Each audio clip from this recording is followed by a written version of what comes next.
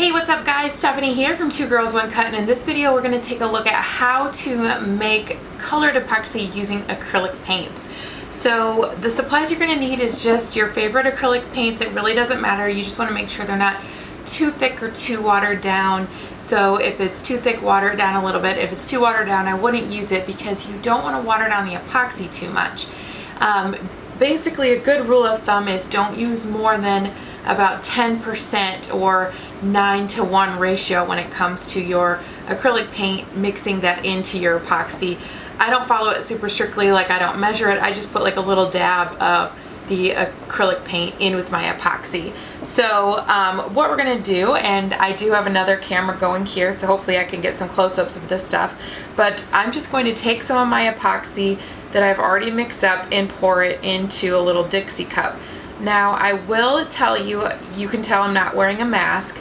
I currently only have a full face mask, which makes it really hard to do videos and really hard to see because I wear glasses. So I am working on, or I'm waiting on my half mask, so I will have that in future videos, but it's not going to be here for some time due to the coronavirus situation. Everything is kind of delayed on that front, but I should have that hopefully soon.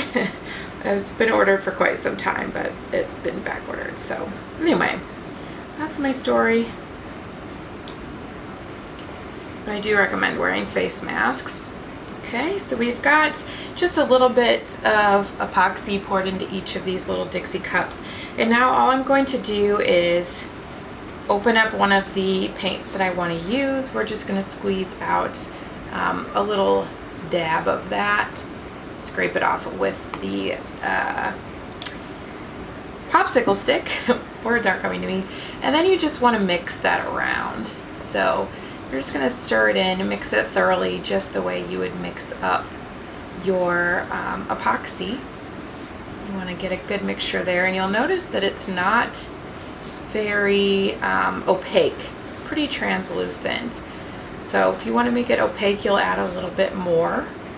I don't want an opaque look for this. I'm going to be pouring it into a diamond mold. So that's what we've got there. And I'm just going to take this popsicle stick. You can just wipe it off on a paper towel that's got a little rubbing alcohol on it so you can reuse it. Now we're going to do purple. And again, I'm just going to take a little blob here and mix that in. Okay, look how pretty it looks mixing in.